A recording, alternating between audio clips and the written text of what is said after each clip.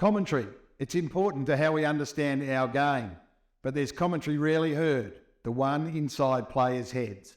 In this series, we take it inside the Demons' minds, the highs, the lows, the psychological side of the game. This is the Melbourne Mindset, brought to you by IG. Nice to see you, big Maxie boy. Thanks for having me, guys. And a couple of nice stitches on the eyeball. They're 4, I think. Does it look like 4?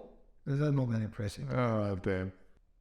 Do you think about, again, you spoke about the camera that found you, so you're sitting in a reflective period in that first moment, totally understandable, just thinking, okay, let's hope that, probably getting yourself right to do what you've spoken about, but then you got your wife and your family and everyone.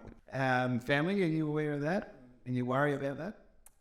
Yeah, so at the Gabba, the players' families sit right on the race. So I'm walking off and I locked eyes with Mum and I just shook my head.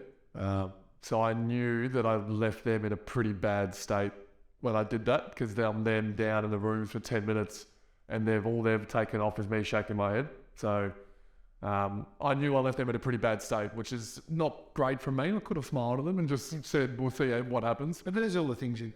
Correct. And my brother was late to the game. He lives in Queensland, goes to 2 games a year, the 2 Queensland games, and he was late and he rocked up actually as I was in the room. So I was thinking about him a little bit and how I can go up and talk to him, and I don't see him very often. So it's amazing. It was only 5 to 10 minutes, but I've had an amazing amount of thoughts by myself in that change room.